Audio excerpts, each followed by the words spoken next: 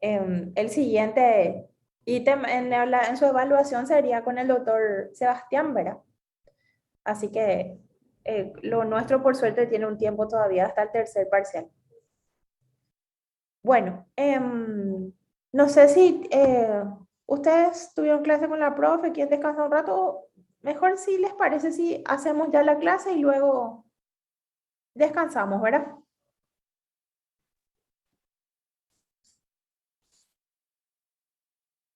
Vamos a mirar un poco. ¿Dónde yo metí el? Ah, no. ¿Dónde yo metí la UP? Me salió otra vez.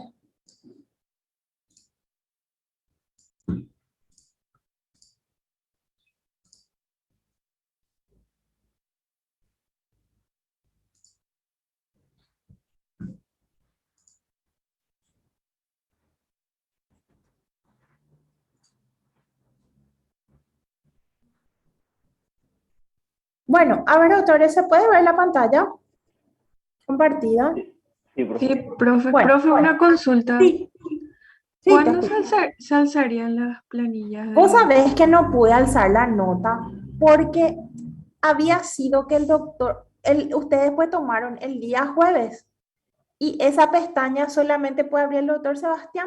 Por eso, hermano, que no se está pudiendo alzar todavía. O sea, yo no puedo entrar en su casilla. Pero eso hay manera de ver en la facultad, al menos, profe. Ay, yo ya mostré el examen, ¿vos no viste? No, profe, no pude asistir. Ah, de.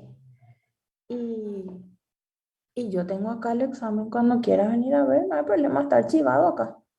Solo que la nota de verdad ya tendría que subir justamente ese día el día que ustedes, o sea, que el día que se revisó, yo enseguida subí el de micro, creo que ya está, ¿verdad?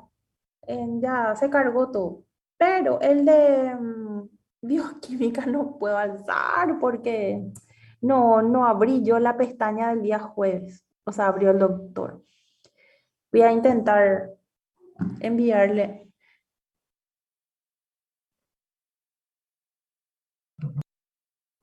Doctor Juan Jara, usted está durmiendo. Doctor, despertate. La que tiene fiebre soy yo, no vos. No me diga que estás durmiendo, doctor. En mi clase te pillamos todo.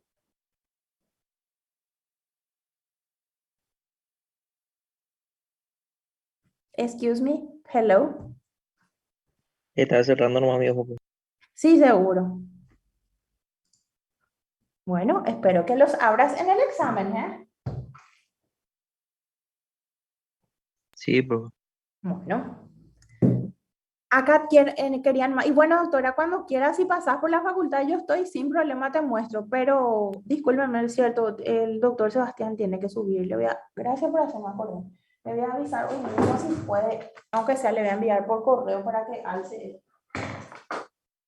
Ay, todo un tema. Lo que pasa es que el profesor que abre la pestaña del examen, él es el que tiene que cargar. Ay, Dios mío. Bueno, ok, a ver, un poco subir notas de bioquímica.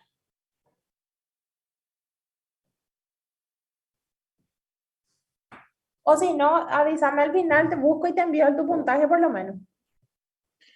Igual nomás, profe, de todos modos, pues tengo que pasar por la administración, por eso voy a ir. Ah, bueno. ¿Cuándo vas a pasar? Hoy, Hoy. sí, ¿A qué hoy. hora por ahí? Después del almuerzo creo que ya voy a estar por ahí. Ah, bueno. Y si estoy pasando más. Dale, profe, gracias. Dale. Bueno, acá quiero, doctores, que miren un poquito todo lo que, para que uno se ubique, ¿verdad? Porque esa es una cosa que de repente los alumnos se les escapa, la secuencia en la cual uno tiene que estudiar, ¿verdad? Y esa secuencia tenemos que hacerla ordenadamente. Todo en medicina, en biología, en ciencias médicas, en ciencias básicas tiene que ser ordenado. Allá cuando lleguen a las patologías, ahí se va a mezclar todo. Pero mientras tanto, ustedes tienen que ir paso a paso, ¿verdad? Y lo mismo yo les planteo para micro, para bioquímica, para fisiología, la misma cosa, ¿verdad? Seguir un orden. En el caso de bioquímica, ven, yo les puse así por bloques para que ustedes sigan un orden. Entonces, ¿qué es lo que primero estudiamos, verdad? Toda la parte general, componente del cuerpo humano. Acá le puse los valores, ¿verdad? Que ustedes tienen que saber de los electrolitos. Calcio, hierro, fósforo, eso ya más adelante van a ir aprendiendo, pero los valores de los iones sí hay que saber. Buffer de la sangre, que es un pequeño resumen, ¿verdad? Que habíamos visto en la clase anterior, que implica conocer un poquitito cómo es cómo nos enfrentamos a los cambios de pH, ¿verdad? Y los buffers son, si voy a ir por la definición, ¿se acuerdan? Es una sustancia capaz de mantener el pH de su entorno. Ahora, ¿cómo lo hace? Y lo hace captando protones o cediendo protones, captando electrones o cediendo electrones. Esa es la regla básica de cualquier sustancia que se denomine buffer. Y luego tenemos, una vez que nos ubicamos en el pH, ¿verdad? Tenemos, vamos a decir, en los puntos de los rangos que ustedes tienen que manejar. En el caso del pH en el cuerpo humano, la mayoría de los valores que ustedes van a recibir son con 2 decimales. En el caso de la sangre, sí o sí tienen que ser con 2 decimales. O sea, 7,35, 7,45. Hay otros valores, por ejemplo, el pH de la orina, el pH de la materia fecal, quizás de líquido acítico, algunos líquidos que no tienen tantos, vamos a decir, tantos rangos muy finos, se puede dar con un solo decimal, así 7,8 por ejemplo, se puede decir. Pero los rangos que son muy críticos, como el de la sangre, el líquido cefalorraquídeo, sí tienen que venir con 2 decimales. Después las otras definiciones son acidosis, alcalosis, ¿verdad? Acidosis entonces es cuando desciende el pH de la sangre. ¿Por debajo de cuánto? 7,34 ya es acidosis. 7,34. Ahora, es una leve acidosis, ¿verdad? Apenas. Después 7,25, por ejemplo, ya es muy crítico. Después tenemos alcalosis, es a partir de 7,46 para arriba, ¿verdad? Hasta 45 la vamos a considerar normal, después ya va cambiando. Y la alcalosis también nos conduce a situaciones muy graves, ¿verdad? Acá luego tenemos muerte, menciona ahí. Bueno, esto ya vimos la clase pasada. No se olviden los buffers de la sangre, ¿quiénes son? Las sustancias químicas que pueden ceder o captar protones de acuerdo a los cambios que sufre el entorno, ¿verdad? Y ahí tenemos, el primerito de todos es bicarbonato ácido carbónico. El segundo es hemoglobina y las proteínas plasmáticas. ¿Por qué? Porque son tan grandes y tienen tantos radicales. Ustedes saben que los aminoácidos tienen diversos radicales, ¿verdad? Radicales polares, con carbono carboxílico, con amino, con azufre, qué sé yo, con ciclos, qué sé yo, triptófano, fenilalanina, todos tienen diversidad ahí, ¿verdad? Y tenemos estas situaciones, ¿verdad? De que estas proteínas, al tener tantas posibilidades de captar y ceder protones, se convierten en buffer de la sangre. Pero siempre le vamos a tomar al sistema bicarbonato ácido carbónico como nuestro eje de cambio inicial. ¿Y quiénes son los órganos compensadores? El pulmón y el riñón. Sabemos que el pulmón es más rápido, habíamos mencionado en la clase pasada, no sé, uno de ustedes era que mencionó, pero sí, totalmente cierto. El pulmón elimina más rápido porque maneja gases. En cambio, el riñón lo hace un poco más lento porque el riñón tiene pues un control hormonal y depende de eso. Así que es lo que debe ser, ¿verdad?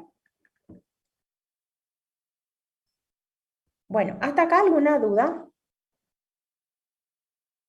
No, profe. Ok. ¿Qué era que pasaba si le agregamos a ver, un ácido? Vamos a dibujar un poquitito. ¿Qué era que pasaba si yo le agrego un ácido a mi sangre, vamos a suponer jugo de pomelo o lo que sea, ¿con quién era que se iba a unir este protón? ¿Quién es el primero que le atrae? El bicarbonato. El bicarbonato. Muy bien, doctor. Entonces, más el bicarbonato. Muy bien, forma ácido carbónico y este a su vez se disocia en anhídrido carbónico y agua. Y acá lo que es el anhídrido carbónico rápidamente sale por el pulmón, ¿verdad? Súper rápido este. Y el agua, por supuesto, va a entrar en un equilibrio hasta que el riñón decida que ya es el momento de enviar. ¿Y qué pasaba si agregamos bases? O H, vamos a suponer.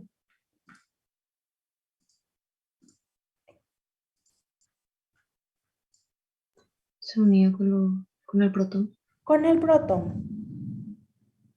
¿Y qué forma OH más H?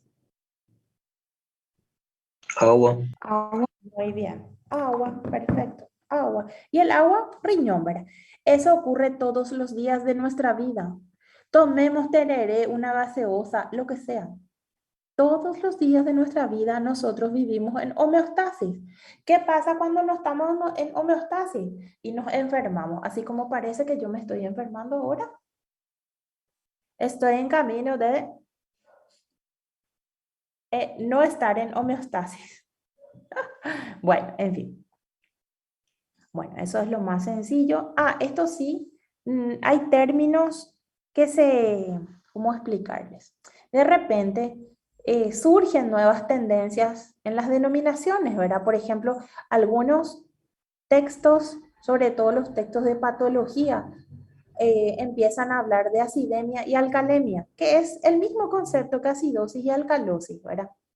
Solamente que le dicen, este, le dan más hacia el lado de la compensación. Por eso en bioquímica nosotros no vamos a dar demasiadas explicaciones a esto. Les menciono porque obviamente uno tiene que saber, ¿verdad? Pero vamos a utilizar los parámetros clásicos de acidosis y alcalosis, ¿verdad?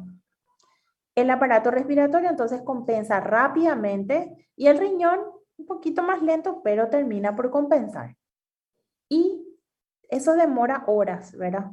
La gente suele ayudar cuando, a ustedes los médicos, ¿verdad? Cuando el paciente entró en acidosis o tiene algún tipo de desfasaje, sería lo correcto darle de repente un diurético también para ayudar a eliminar el agua que retiene. Y la hemoglobina y las proteínas plasmáticas, ¿verdad? Son las que regulan. Yo paso esto rápido porque yo no entro demasiado en detalle de fisiología porque esto se da en fisiología, así que no entro demasiados detalles del aparato respiratorio ni renal. Bueno, conclusión. ¿Quiénes son los buffers de la sangre?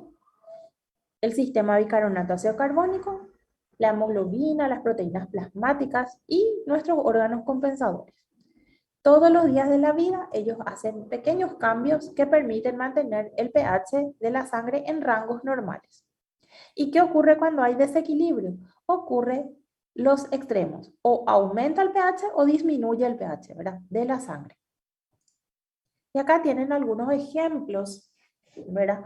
De lo que sería. Vamos a ver ya el ejemplo concreto. Fíjense este cuadrito acá, estos datos.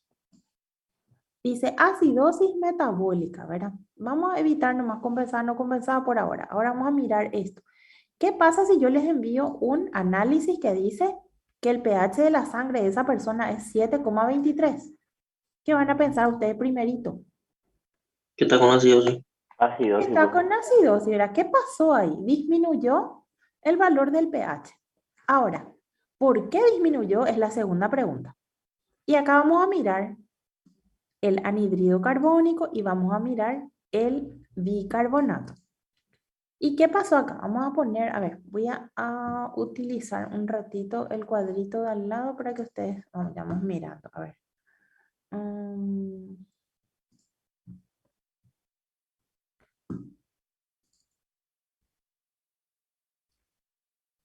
Voy a poner este, vamos a poner acá.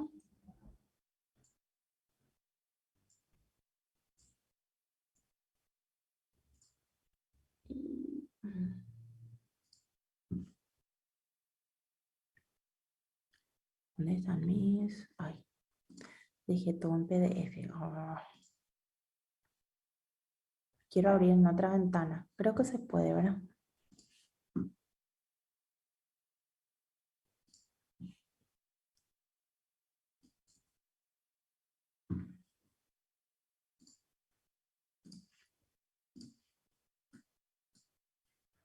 Ahí está.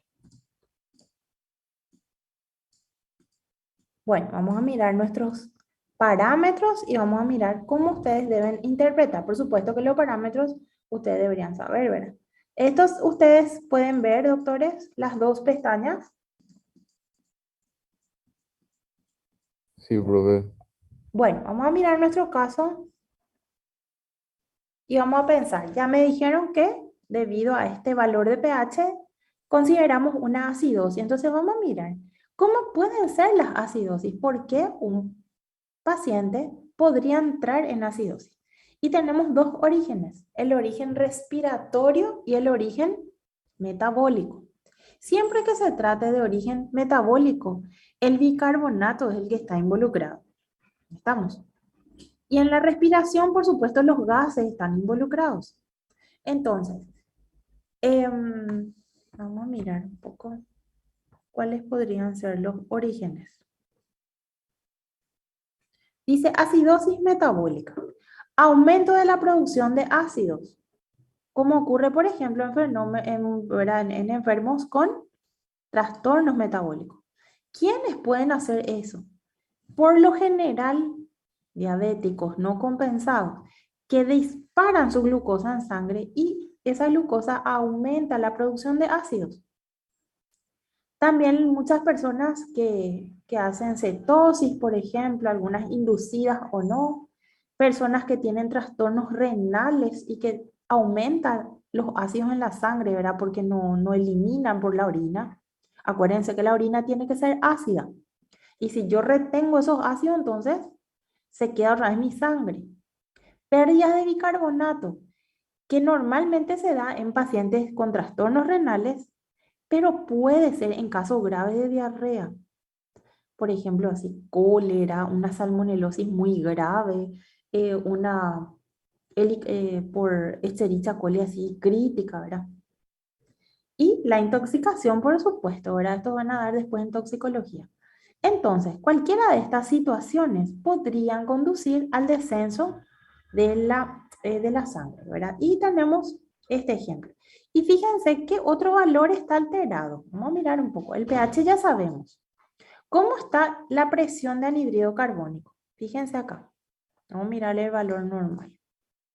Acá dice. La presión de anhídrido carbónico normal tendría que ser entre 32 y 45. ¿Cómo está este? ¿Bien o mal? Bien. Bien, ¿verdad? ¿Y el bicarbonato qué tal está? Bajo, Está disminuido, ¿verdad? Entonces, cuando ustedes encuentran que el pH bajó y también el bicarbonato bajó, entonces nos vamos a nuestro cuadrito, ¿ven? Bajó el bicarbonato, bajó el pH. Puede también bajar este, pero acá los que marcan son esos dos. Y entonces podemos decir que la persona está en una situación de acidosis metabólica. Ahora, ¿cómo eso se compensa? Y entonces ya intervienen. No es un proceso tan sencillo la compensación, ¿verdad? Eso ya requiere una, vamos a decir, la intervención de los demás aparatos y sistemas, porque no es que la sangre está sola, ¿no? Entonces, requiero compensar. Y fíjense el ejemplo que dice compensada. ¿Cómo sería? ¿Cambió un poquitito el pH? ¿Subió o bajó? Subió, profe. subió un poco. Subió, un poquitito, ¿verdad? Unos puntitos subió. El bicarbonato siguió bajando y la presión de anhídrido carbónico también bajó un chiquitito. Pasa que una vez que se acidifica la sangre, cambia la frecuencia respiratoria y eso hace que cambien los gases. ¿Se entiende? Cambia un poquitito. A ver, creo que me fui demasiado adelante. A ver, metabólica, sí. Bueno, en este curso nosotros vamos a ver las acidosis y alcalosis clásicas. Después en patología ya van a ver las complicadas. Por ahora lo que me encantaría que ustedes sean capaces de reconocer cuando una persona está en acidosis y en alcalosis. Y a su vez saber si son pacientes con trastorno de la acidosis metabólica o de la acidosis respiratoria. ¿Ok? Entonces, por de pronto vamos a decir lo siguiente. ¿Por qué sería esto una acidosis metabólica? Porque hay un cambio en la concentración del bicarbonato. ¿Estamos? Del bicarbonato. Muy bien. Ahora vamos a mirar un ejemplo también de acidosis, pero que tiene otro origen. La respiración, ¿verdad? ¿Qué significa? A ver, ¿dónde está? Acá. Hipoventilación. Al hablar, ¿qué significa, doctores? Hipoventilación. Disminución. Disminución. Entonces el paciente le está costando respirar. Y atiendan bien lo que pasa. Les voy a mostrar. Siempre ustedes tienen que referirse a su sistema bicarbonato ácido carbónico. Yo tengo, a ver, agua más anhídrido carbónico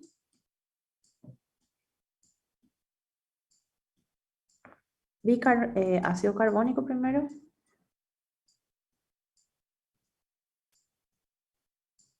Y bicarbonato.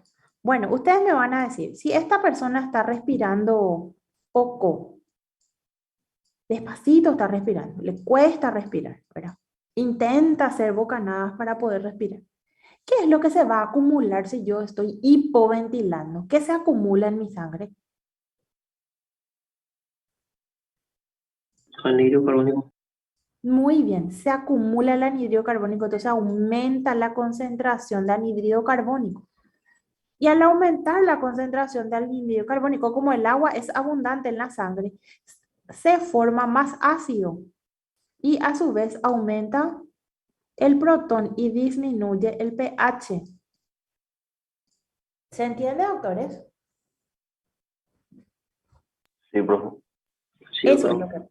Entonces, cuando un paciente está en un trastorno de disminución de la ventilación, vamos a suponer un asmático, una persona que tiene una obstrucción por algún motivo no está pudiendo intercambiar los gases correctamente, aumenta la cantidad de anhídrido carbónico y eso podría generar,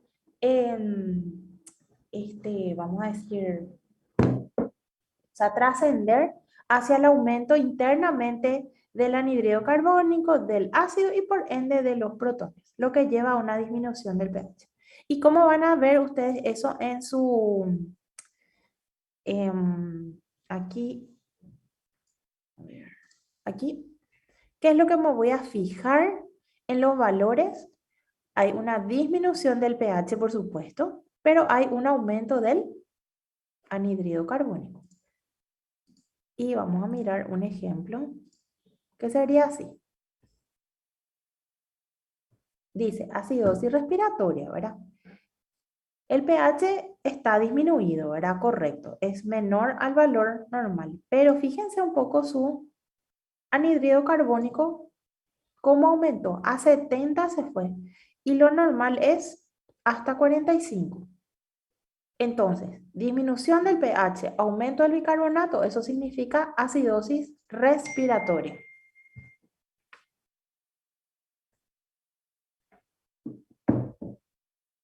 ¿Se entiende, chicos? Por más que subió, cierto, subió también un poquitito pero el bicarbonato está ahí, más o menos, en el borderline, vamos a decir, ¿verdad? Cerquita del borde superior, pero este es el problema, demasiado ya subió.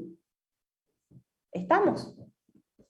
Profe, en ese caso, ya, parte de la patología, ¿verdad? Pero en ese caso, por ejemplo, en los pacientes intubados, ¿verdad? Cuando hay una acidosis respiratoria, Así lo que se mismo. le aumenta es la frecuencia de Así respiración para que mismo. vaya lavando. Así mismo, para que vaya eliminando, porque acá el que te está causando problema es el anhídrido carbónico retenido. Exactamente. Esto, fíjense que esto ustedes ahora lo están estudiando, ¿verdad? Y después cuando ustedes estén en la terapia, esto en cuestión de segundos, en su mente ya se arma todo el panorama, ¿verdad? Ya cuando den con el doctor Gilpeta, patología van a poder entender mucho mejor cómo va a ir surgiendo cómo se mezclan las complicaciones, ¿verdad? Pero si ustedes me aprenden bien esto, yo voy a estar re feliz, así para el siguiente curso ya van a entender todo. Ahora vamos a mirar un poco la alcalosis. Y este es el proceso contrario. Vamos a ponerlo otra vez. Tenemos agua más CO2, ácido,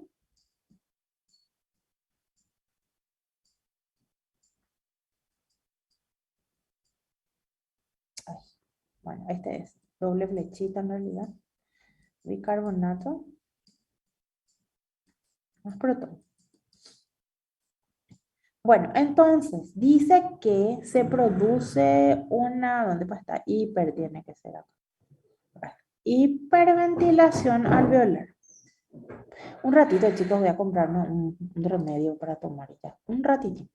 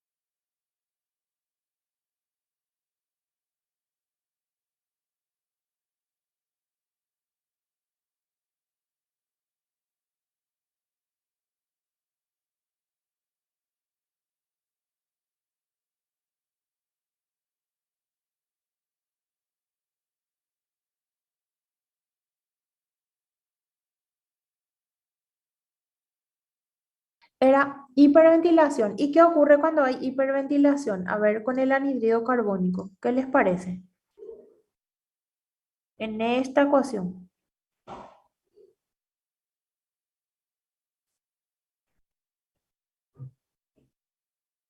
Se va el anhídrido carbónico.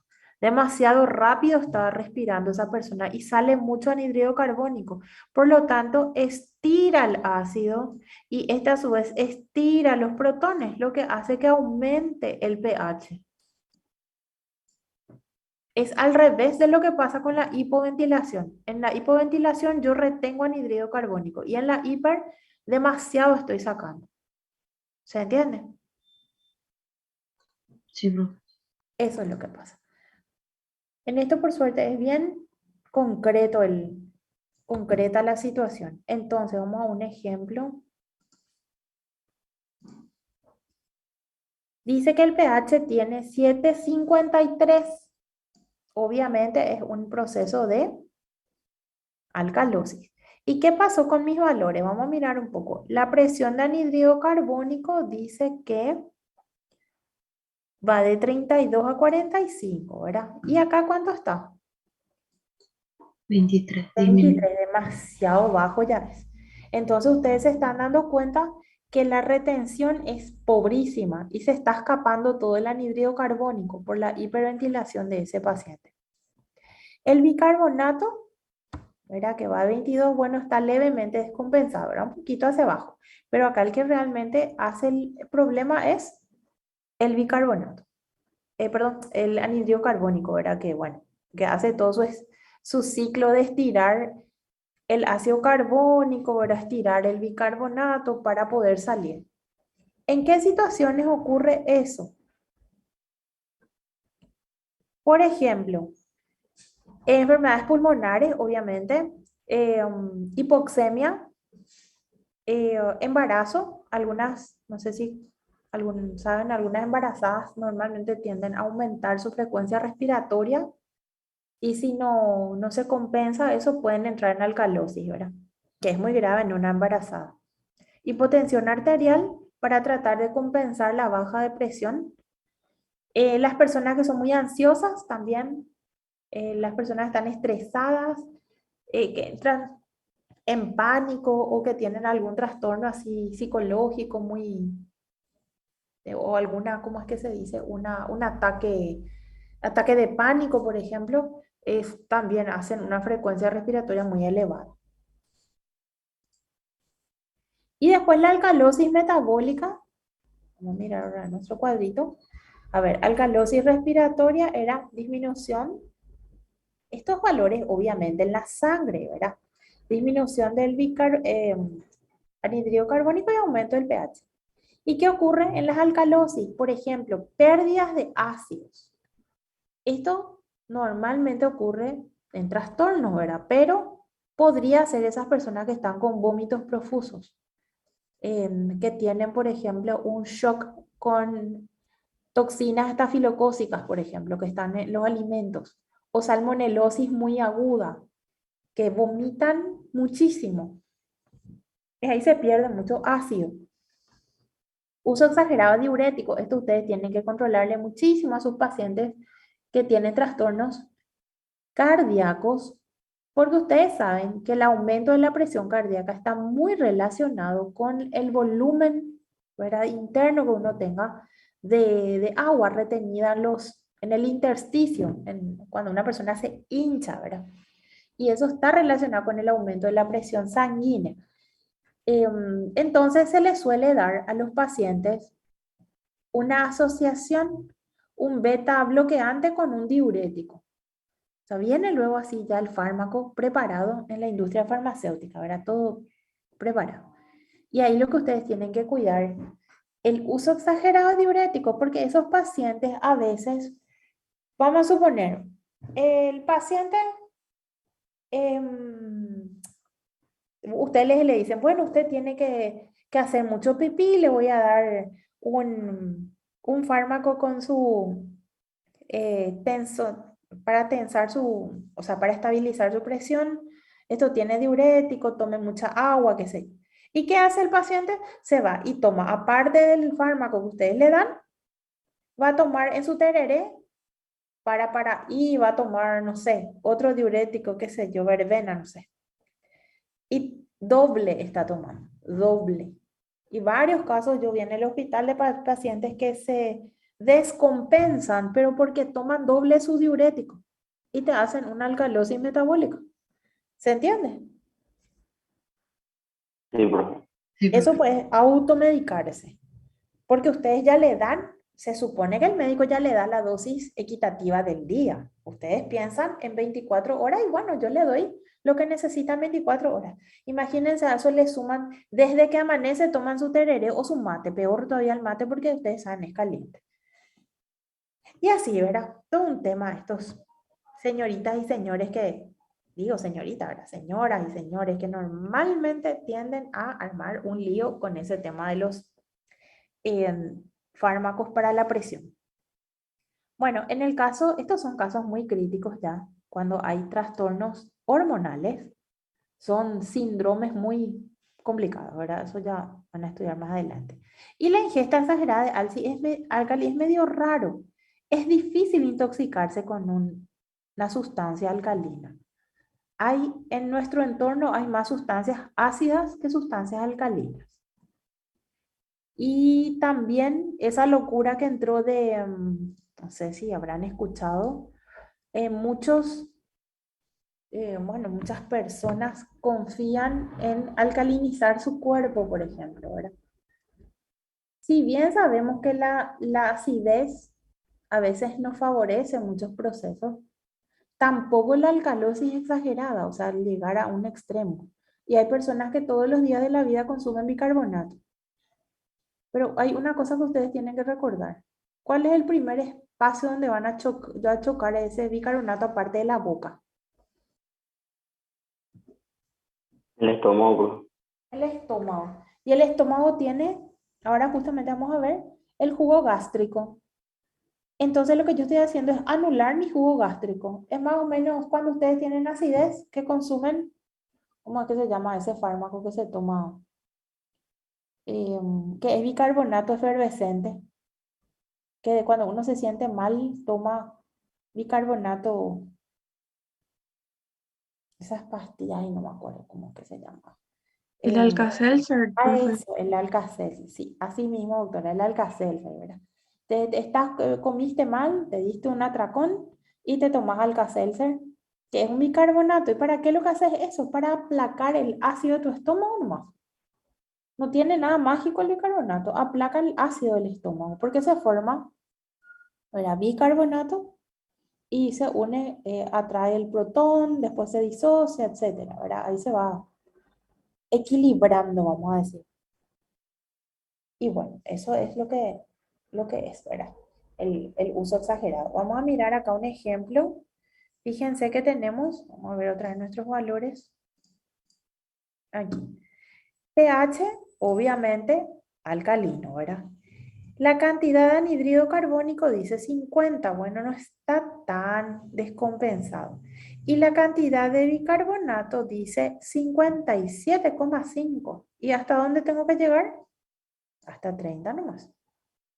Entonces, entre 30 y 57 sí ya hay mucha diferencia. O sea que hay un aumento exagerado de bicarbonato en la sangre. ¿Estamos? Así que mucho cuidado con estos datos. Y acá está el mismo cuadrito. ¿Se entiende? sí, profe. Bueno, entonces no se olviden, doctores, ustedes tienen que saber qué es la gasometría. ¿Cuál es la muestra que se utiliza para la gasometría? Que sería la sangre arterial. ¿Por qué? Porque yo necesito saber la presión de oxígeno. Y eso solamente voy a tener en arteria, porque en vena ya no circula prácticamente oxígeno. Los dos valores que debo pero reconocer es el bicarbonato y el anhídrido carbónico porque son los que me van a contar el origen del trastorno, ¿verdad? Empezando obviamente por el pH, después voy a ver qué es lo que pasa. Y acá, ¿verdad? ¿Por qué se dan los valores de hemoglobina? Para que el doctor pueda entender si el paciente tiene anemia o no.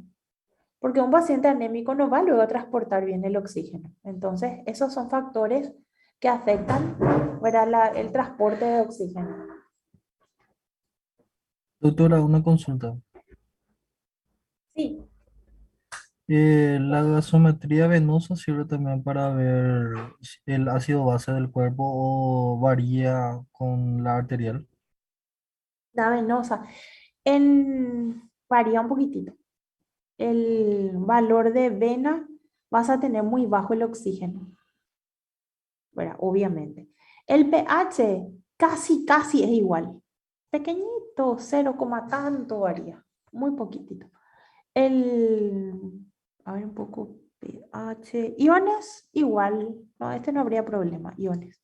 Porque normalmente nosotros los iones le medimos en vena. Si vos le pedís, por ejemplo, electrolito a una persona, yo le voy a medir en la vena. Eso es lo que ocurre. Pero, a ver un poco, el valor crítico es oxígeno. Anhídrido carbónico también va a ser un poquitito diferente porque aumenta en venosa. ¿Por qué aumenta en venosa? Y porque se va justamente esa parte del resto del metabolismo. Ahora que van a ustedes empezar a estudiar metabolismo, van a ver que uno puede, por ejemplo, hacer el uso de la glucosa. Y la glucosa, el producto final es anhídrido carbónico. O sea que tu sangre venosa va a llevar nomás luego anhídrido carbónico proveniente de otros procesos, por eso va a ser mayor.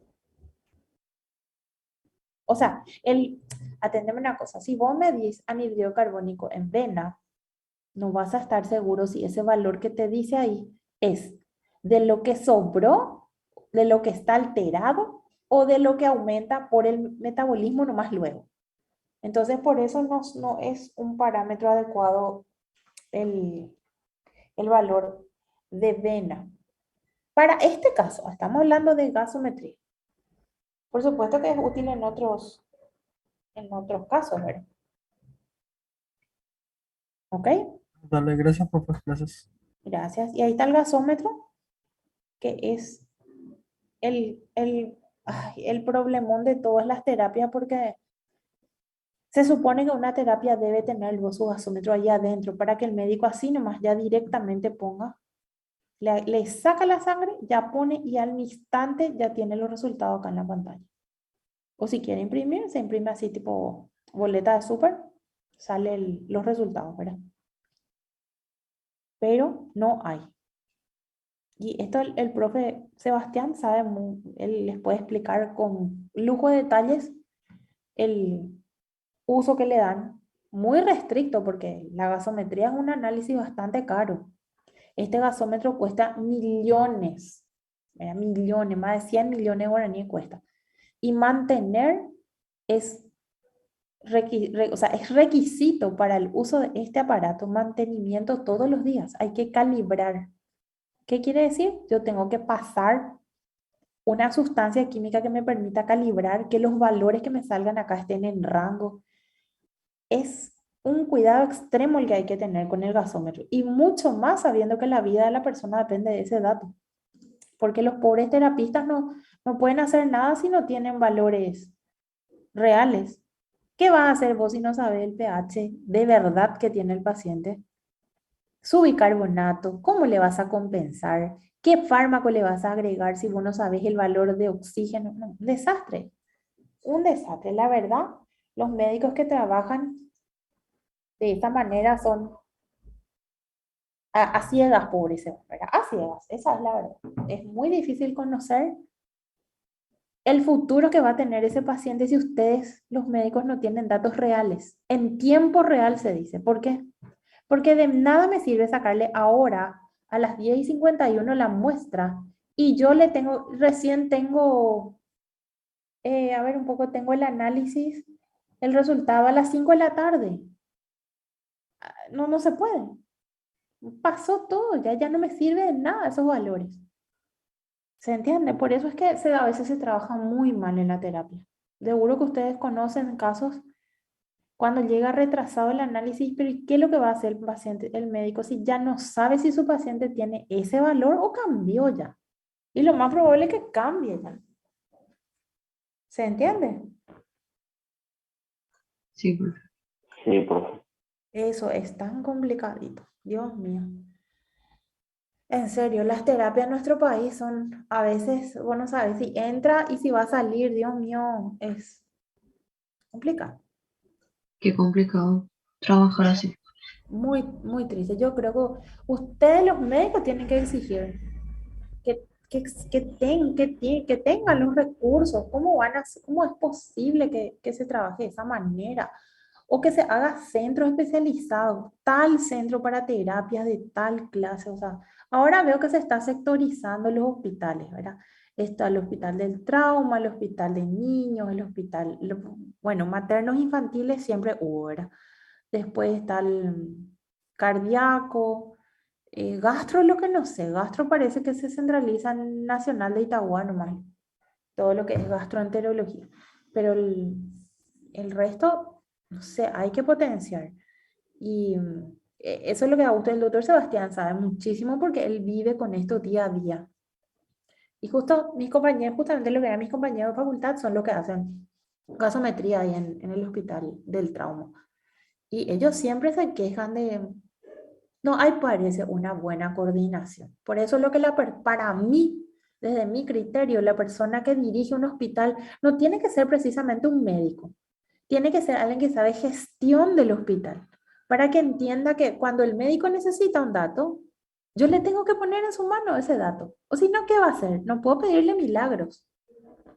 Y eso es lo que para mí que falta en el ministerio, esa gestión de la rapidez, porque yo lo que veo que hay recursos, pero esos recursos no se canalizan hacia donde se necesita. Eso es lo que no sé, tendríamos que preguntarle al doctor Sebastián qué opina, pero eh, yo creo que eso es lo correcto ahora. ¿Se entiende? O sea, no sé, es mi opinión, ¿verdad? Me parece que, por ejemplo, si en el Hospital Nacional sobran test de urea y en el Hospital de Barrio Obrero faltan, ¿y por qué no se va a ir al Hospital de Barrio Obrero si en el otro lugar sobra y se va a vencer todo? Eso es lo que para mí que falta. Alguien que gestione, yo doy urea como ejemplo, ¿verdad? Pero puede ser cualquier cosa. Una camilla que sobre en un lugar y que falte en otro, ¿por qué no se va a llevar? No sé. ¿Cuál es el problema? Que esté tirado ahí en un depósito. En años anteriores, doctora, por lo menos había una plataforma virtual, pero ese era para medicamentos, ¿verdad? Que vos ponías el nombre del medicamento y te saltaba en qué hospital estaba, pero ahora he visto que dejó de funcionar el otro. Ay, qué horror. Sí, yo veía antes, Dios mío. Eso sería Eh, ideal. Ideal. Sí, esa plataforma llegó a funcionar 1 o 2 años por ahí, después dejó de funcionar ya otra vez. Qué pena. Porque es tan útil. Imagínense ustedes. Ay, Dios mío, en fin. No le voy a poder trasladar a mi paciente que está sangrando el medicamento el que tiene que llegar al paciente, ¿verdad? Sí, sí, profe. Exactamente, y esa facilidad le daba al familiar, por lo menos me ponía el medicamento y le saltaba en qué hospital más cercano de su ubicación estaba el medicamento, entonces se iba a retirar ahí. Que eso sería. Pero 1 año, 2 años más máximo llegó a funcionar, después ya Qué macana. desapareció. Qué macana, che. Sería lo ideal. Realmente. Qué gusto iba a dar si funcionaba eso. Dios mío. Y bueno, cuando ustedes sean ministro y compañía, tienen que hacer esas cosas. Cuando ustedes sean los que manden, traten de que poner. Es que a mí, por ejemplo, me da roncha luego cuando por ejemplo, se vencen todo. Famoso. Ay, a mí me llegan colegas míos de hospitales, me regalan así miles de test. Me dicen, ¿no querés? Acá tengo test, ¿no querés enseñar con esto? Me dice, vencieron todo. Yo le hablo de test carísimos, que salen 5 millones, eso cada caja. Así 100 cajas, eso me regalan porque vencieron todo y no se utilizó. Y a mí me entristece muchísimo una pérdida de recursos al santo botón. No sé, ahí falta alguien Un que ponga desastre, orden. profe. ¿Qué pasó? Un desastre, profe. Sí, ¿verdad? Sería tan bueno. Una silla que sobre en un lugar. Esa silla puede servir en otro lugar. Y eso pues lo que falta que se trabaje en redes. Supuestamente, ¿verdad? Y triste, profe, porque es medio complicado trabajar así. Claro, porque el hospital acá dice, el directo acá, no, ese es acá, se queda acá, no sé qué, Dios mío. Ese es mío, eso no aguanto yo, que quien que le diga. Pero qué ridículo. Lo que tuyo va a ser, es del Estado, es del pueblo paraguayo, así es de nosotros. Todos nosotros pagamos por eso. Siempre alguien paga. Y si en algún lugar sobra algo, pues se tiene que reutilizar, hacemos. Bueno, en fin, ya no me voy a hablar más tanto.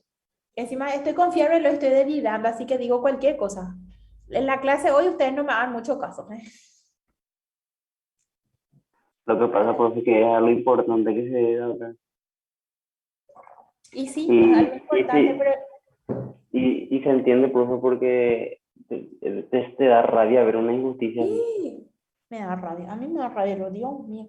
Yo, por ejemplo, así le digo yo conozco médicos ñaña y los totales que, por ejemplo, tienen ahí muestras médicas y no son capaces de darle a la gente que necesita.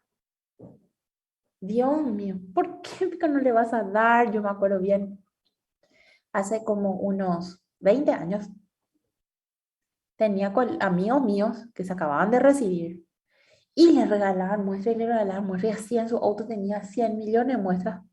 Yo le decía, ¿por qué lo que no regalan? No, a lo mejor voy a usar, pero ¿qué vas a usar? Tantas cajas que tenés ahí. Y después recuerdo bien que una vez llovió muchísimo así y entró todo agua y se mojó todo las pastillas.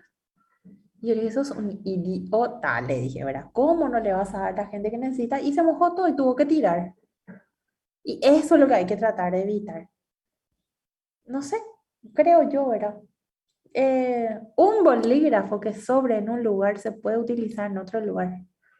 Como les digo, y fármacos ni hablar, camillas, qué sé yo, insumos importantes, tubos, un guardapolvo que sobre en un lugar se recicla, no sé. Yo creo que tiene que haber así, tipo un centro. Justo ahí cerca de mi casa está nada más a mí hizo acordar de eso, el centro de distribución de, ¿cómo es? Pedidos ya. Y están toditas las motos de pedidos ya ahí. Y ahí les informa, bueno, tenés que llevar tal cosa en tal parte, ¿verdad? Y algo así pues tiene que ser un centro de control del cual puedan surgir tipo un depósito y mira, tal región sanitaria se le da tal cosa y que distribuya.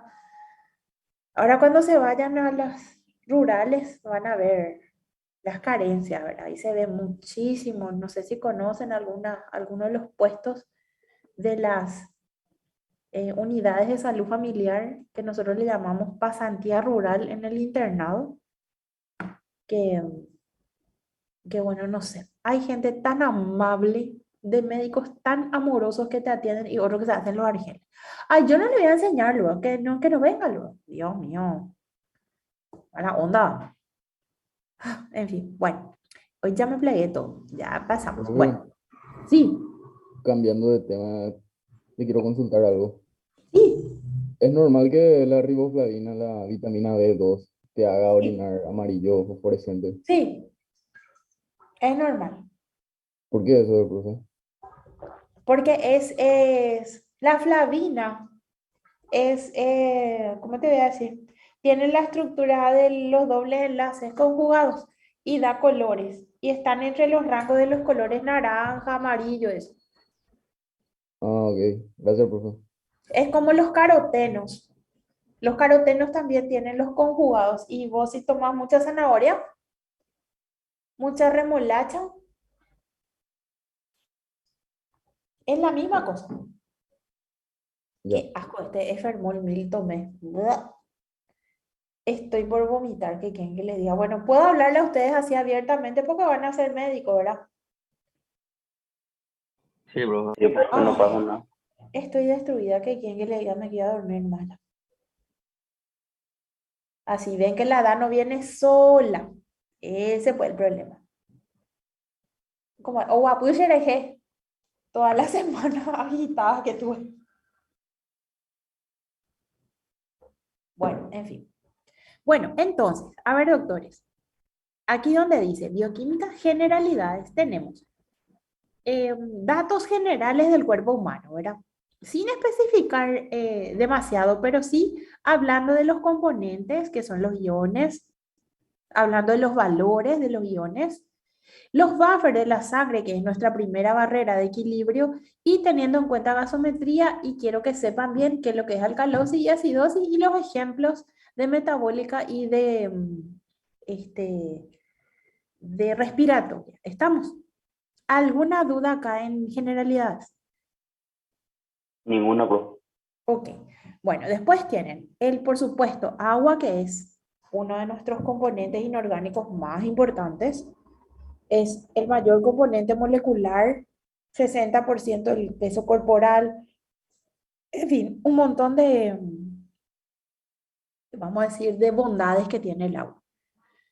Después tenemos empezando el estudio de las moléculas orgánicas, están todos los hidratos de carbono, los lípidos, después las proteínas y las enzimas que dieron con el doctor, y los ácidos nucleicos, que sobre todo nosotros quiero enfatizar en nucleótidos, porque ácido como función biológica ya dieron en biología. Bueno, a ver, doctores, ¿alguna duda hasta acá? Acá tenemos que hacer un corte nosotros en nuestro estudio. Hasta acá es moléculas cuyo estudio es de manera independiente. Yo estudio qué clasificación, características, bla, bla, bla, ¿verdad? Es estudiar todos los componentes de manera independiente. Ahora vamos a empezar a mezclar eso. ¿Estamos? ¿Se entiende cómo es la secuencia de estudio? Sí, profe. Ok. Bueno, entonces hoy les quiero hablar de, bueno, esto está todo disponible cuando quieran, pueden descargar y voy a ir subiendo después lo de, no se preocupen, lo de hoy. Hoy quiero hablarles de la saliva. Tengo luego un power preparado. Ay, no sé dónde metí, creo que está.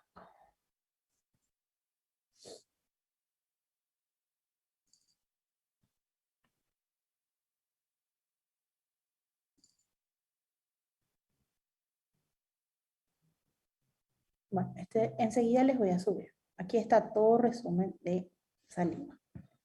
Bueno, vamos a empezar a hablar un poquitito. Antes de saliva les quiero mostrar a ver, un poco, vamos a mirar un panorama general.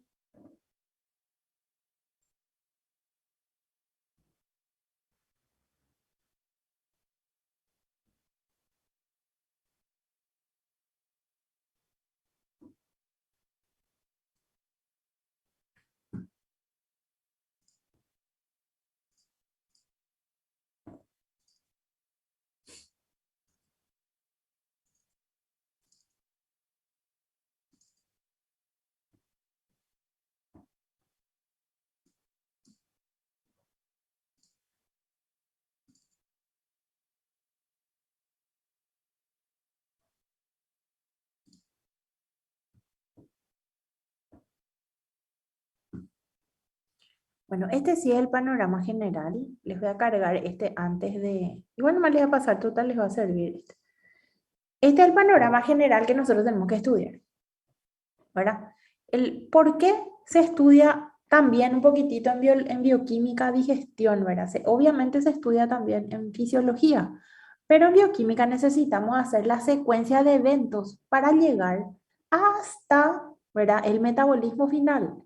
Entonces, siempre tenemos que empezar a estudiar todo lo que sea metabolismo a partir de la digestión, porque de esa manera yo puedo comprender lo que el paciente va pasando. No es que tengo que mirar directo en su sangre. Sí, por supuesto que tengo que mirar el valor de la sangre. Por ejemplo, glucosa. ¿Cuánto le salió su glicemia? Muy bien, tengo que saber ese valor. Está bien. Pero el estudio previo, ¿qué pasó para que ese valor llegue a la sangre? Ese es el panorama que ustedes tienen que tener antes de enfatizar en los metabolismos. Entonces, este es el panorama general. Ahí tenemos el aparato digestivo, empezando con la boca. Obviamente tiene una función mecánica súper importante con el tema de dientes, etcétera, triturar los alimentos, rasgar, cortar, etcétera. Y mezclar con la saliva, que ahora vamos a ver los componentes y el valor importante que tiene en la digestión. El esófago es simplemente un tránsito, ¿verdad? Eh, no tiene función digestiva propiamente dicha, pero sí de tránsito que ayuda al aparato digestivo. El estómago sí, te vamos a dar la otra clase, todos sus componentes y sobre todo ese ácido tan importante que es el ácido gástrico, que es el ácido clorhídrico, ¿verdad? Terriblemente ácido. Y luego el intestino, con sus partes, grueso y delgado, que nos brinda diversas opciones de digestión a lo largo del tubo digestivo. Entonces, esto sería vamos a decir, el panorama general. Y esto es lo que no quiero que se olviden, porque yo les voy a enseñar hígado y van a dominar hígado, ¿me escucharon? Porque hígado es tan importante. Requete hiper importante es hígado. Así que atiendan bien, está el tubo digestivo con todos sus componentes y también tenemos nuestras glándulas anexas que van descargando su contenido digestivo a lo largo de todo el trayecto, ¿verdad? Empezando con las glándulas salivales que vamos a ver hoy. ¿Se entiende esto? Sí, profe. Ok. Y después les quería mostrar dónde esta vez.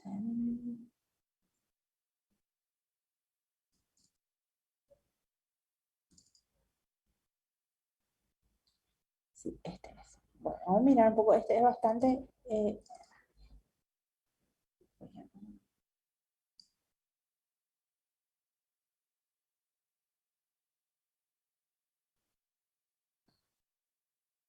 El aparato digestivo es un largo tubo con varias glándulas asociadas cuya función es transformar los alimentos en sustancias más sencillas fácilmente utilizables por el organismo.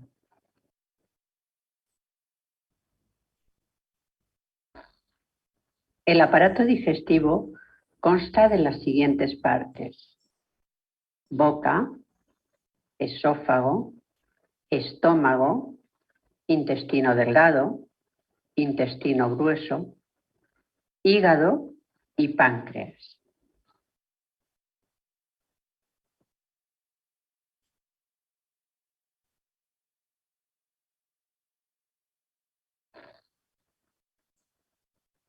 Las glándulas salivares situadas en la boca, el hígado y el páncreas son glándulas que segregan sustancias que contribuyen a realizar la digestión. La digestión es un proceso que se realiza en varias fases. Primero tiene lugar la masticación y la insalivación en la boca. Posteriormente, la deglución del bolo alimenticio pasando por el esófago. La digestión estomacal, que tiene lugar en el estómago. La asimilación de las sustancias nutritivas, que tiene lugar en el intestino delgado. Y la defecación o expulsión de las sustancias de desecho, que tiene lugar en el intestino grueso.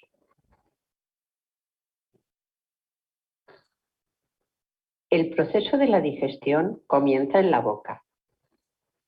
En la boca, los dientes trituran los alimentos y las secreciones de las glándulas salivares los humedecen, iniciando su descomposición química.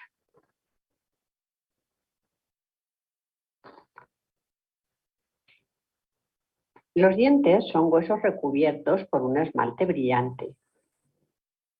Tienen formas y funciones diferentes. Los incisivos son dientes planos que cortan los alimentos. Los caninos son puntiagudos y los desgarran. Y las muelas, grandes y fuertes, sirven para triturarlos.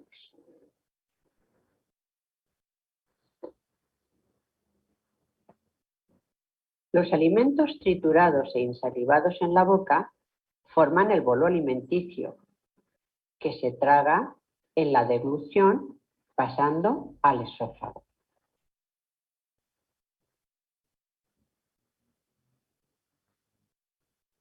El bolo alimenticio desciende por el esófago, que es un tubo que mide aproximadamente 25 centímetros y que comunica la boca con el estómago. El estómago es una bolsa muscular de 1,5 litros de capacidad aproximadamente. La entrada del estómago se llama cardias y la salida píloro.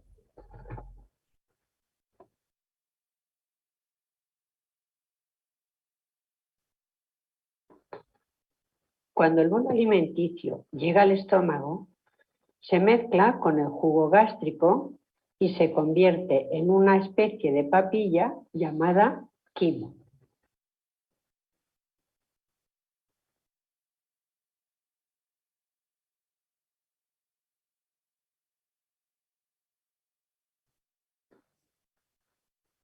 El quimo sale del estómago a través del píloro y llega al intestino delgado, que consta de 3 partes: el duodeno, el yeyuno y el ileón.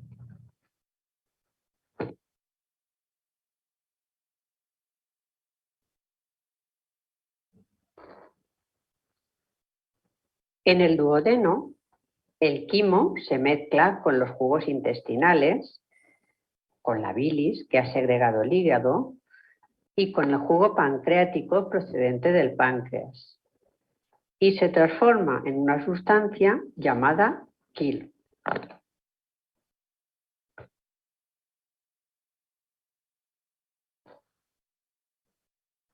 El hígado segrega una sustancia llamada bilis que se almacena en la vesícula biliar. Cuando comemos, la bilis sale de la vesícula por las vías biliares, llega al intestino delgado y se mezcla con las grasas de los alimentos. Los ácidos biliares disuelven las grasas como los detergentes disuelven la grasa de una sartén.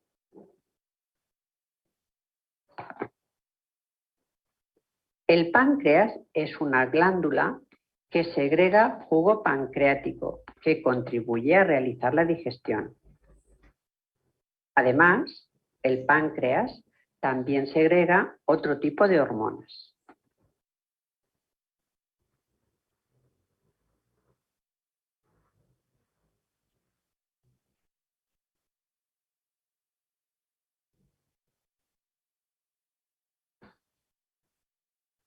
El interior del intestino delgado está tapizado por vellosidades intestinales.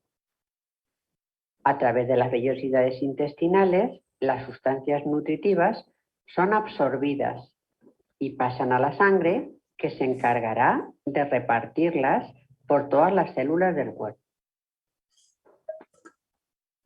El tubo digestivo continúa por el intestino grueso. El intestino grueso mide algo más de 1,5 metros y tiene 3 partes: el colon ascendente, el colon transverso y el colon descendente. Su parte final es el recto, que termina en el ano.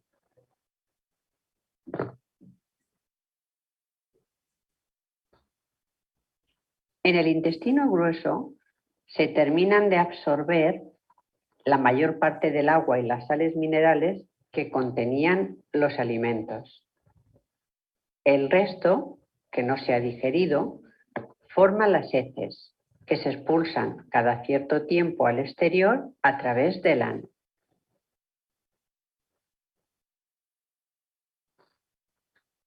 Haz clic en la imagen y podrás ver una animación del aparato digestivo.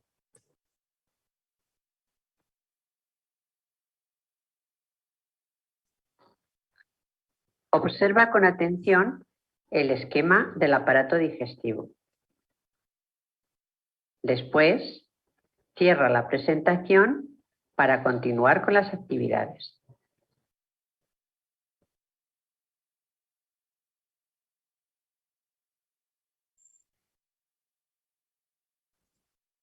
Bueno, ¿se entendió, doctores? Se entiende bastante bien en este PowerPoint.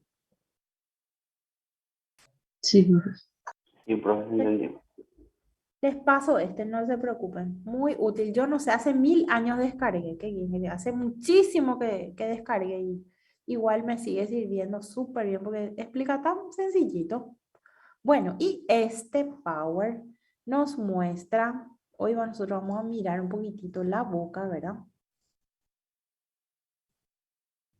Y bueno, ustedes saben, esta parte yo no toco, ¿verdad? La parte de masticación, todo eso sería, vamos a decir, mecánica, eso es más fisiología. Lo que sí vamos a tocar nosotros es los componentes químicos de la saliva para poder justamente aportar vamos a decir, la parte bioquímica, la parte enzimática que requiere la saliva, que aporta a todo eso que vieron que es la degradación. Ahí se veía súper bien en el Power cómo en la parte intestinal se van rompiendo las moléculas hasta el final, pero todo inicia acá, en la boca. Y en la boca tenemos que el ataque, vamos a decir, o a qué es lo que nosotros le atacamos o le cortamos, eh, vamos a decir, ¿cómo decirles?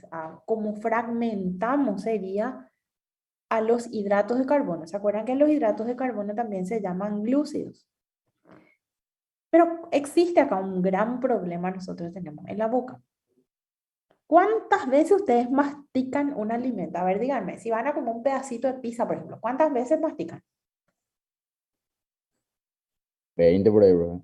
¿Seguro? ¿Qué nivel, che? ¿En serio 20? Hija de mil, yo no puedo llegar a 10. Le felicito al que hace 20, che. Entonces va a tener una buenísima digestión. Yo 3, 4 veces más ya mastico ya adentro, ya ni cuenta me doy. Ese es el problema. Que cuando me doy cuenta recién, cierto, tengo que masticar. Pero en serio no me doy cuenta. Y consta que yo soy una vieja que tendría que saber lo que hago, ¿verdad? Pero igual, hermano, no me doy cuenta. Y mastico así rápido y después me doy cuenta, digo así, Dios mío, yo comí ya otra vez rapidísimo. Y eso es lo que no deberíamos hacer, ¿verdad? Tendríamos que tratar de regular el tema de la masticada. Y para la mayoría de las personas, masticamos muy poco. Por lo tanto, el contacto con la saliva es muy pobre. Ese pues es el problema. Si el contacto fuera un poco más intenso, tendríamos más resultados positivos con la saliva.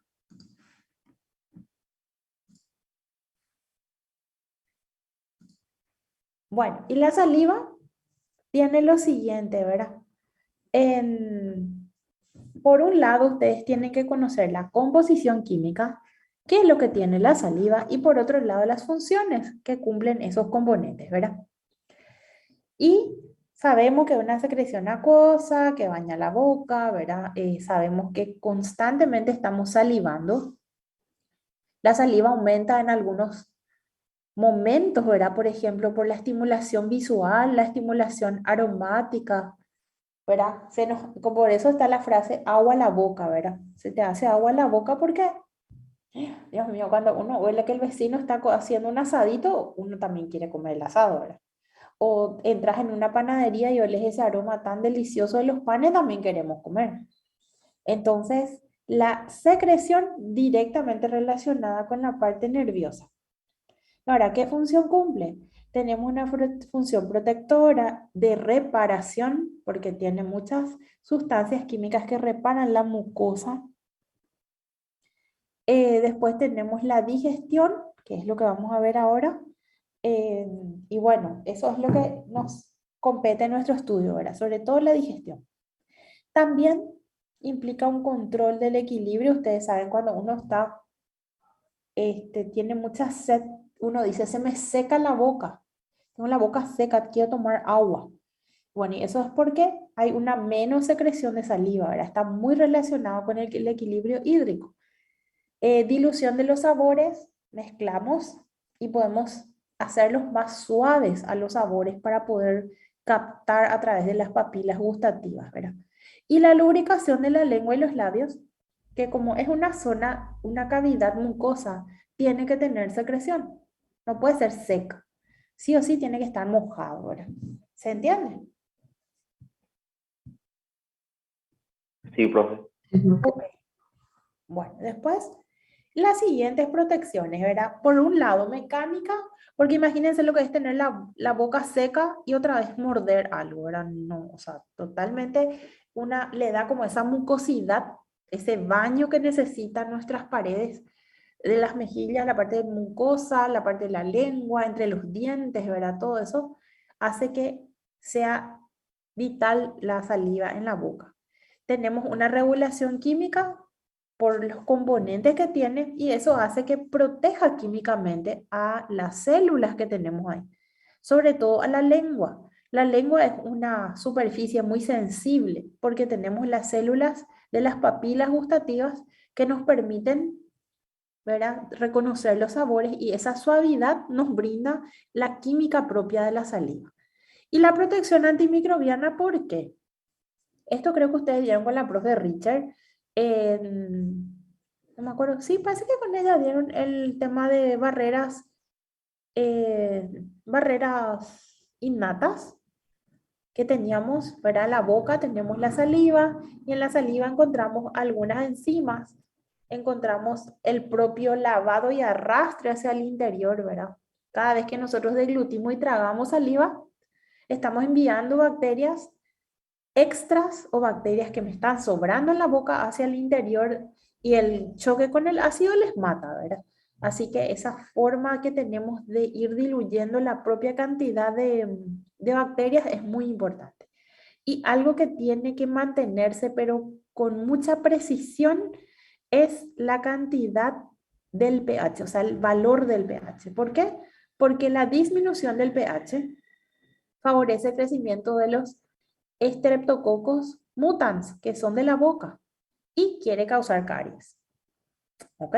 ¿Se entiende esto, doctores? Sí, profe. Después, ¿de dónde sale la acidez bucal? Y normalmente aportan algunos alimentos y también la propia fermentación de las bacterias. Por eso es que la boca está en equilibrio con su propia microbiota. Y la actividad, vamos a decir, el metabolismo de las bacterias hace que mi pH bucal tienda a ser ácido. Entonces yo lo que tengo que tratar es de mantener el equilibrio. ¿Cómo? Lavándome los dientes, tratando de ser prudente con el uso del hilo dental, ¿verdad? El hilo dental hace que se remueva la placa que se forma en la boca, y eso estimula a que, sí, o sea, a que se renueven las bacterias, porque cuando yo dejo demasiado tiempo y se me forma el sarro, eso hace que aumente la acidez, y sí o sí me puede llegar a formar caries.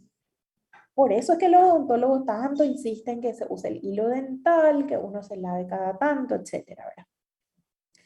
Y fíjense, la dilución de los ácidos, yo tengo mi propio tampón. ¿Qué era tampón? Sistema buffer, ¿verdad? La saliva tiene un poquitito de bicarbonato y también tiene un poquitito de fosfato. Y estas dos sustancias químicas son buffers. Por eso es que una persona que tiene una higiene bucal adecuada mantiene su pH, porque esto ya alcanza para mantener, o sea, para aplacar la acidez de las bacterias. Cuando yo no tengo es el problema. Entonces, en la boca existe un equilibrio entre, uno, las bacterias, ellas disminuyen el pH. Y yo tengo el equilibrio, ¿verdad? ¿Por qué? Porque yo tengo bicarbonato. Ay, disculpen, estoy escribiendo todo mal. Y H. Y acá puedo tener así, puedo tener así, doble negativo.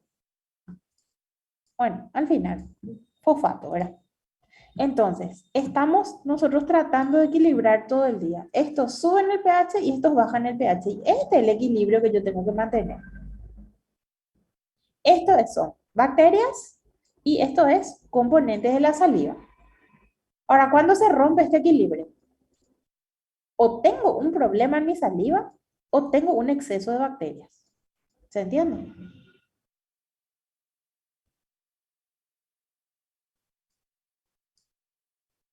¿Ok? Sí, profe. Eso es lo que pasa. Entonces acá tenemos un equilibrio entre las bacterias y los componentes de la saliva. Tenemos que tratar de mantener. ¿Cómo se puede mantener? Muy fácil. Higiene bucal y también el tema de tomar mucha agua. El equilibrio hídrico es muy importante. La saliva, como la saliva, una de sus funciones es hidratar de dónde va a sacar el agua y de la sangre. Entonces lo que tengo que hacer es tomar agua. Bueno, pH. El pH varía entre 6 a 6,5. Ese es el valor normal. ¿Y quiénes me mantienen ese pH? Y el bicarbonato y el fosfato. Ellos son los que hacen un poquitito básico y mis bacterias un poquitito ácido. Y ahí se mantiene este equilibrio. La saliva, ¿verdad? Se estimula por el ácido que producen las bacterias. Por lo tanto, es lo mismo, ¿verdad? Acá simplemente me está contando que el pH normal es de 6 a 6,5, que el pH equilibrado, ya después de haber tratado de compensar la producción de las bacterias, podría llegar a 7,5. O sea, tengo un rango que va entre 6,5 a 7,5 más o menos. Entonces tratamos de mantener alrededor de la neutralidad. Por eso en la boca uno no siente o ácidos o bases. ¿Por qué? Porque estoy ahí en mi equilibrio entre las bacterias y mi fosfato y mi bicarbonato. Ese es el ideal y que es lo que tendríamos que tratar de mantener. Conclusión, el pH de la saliva va aproximadamente entre 6,5 y 7,5. ¿Puede ir un poquitito más bajo hacia 6? Sí. ¿Puede ir un poquitito más alto hacia 8? Sí, también.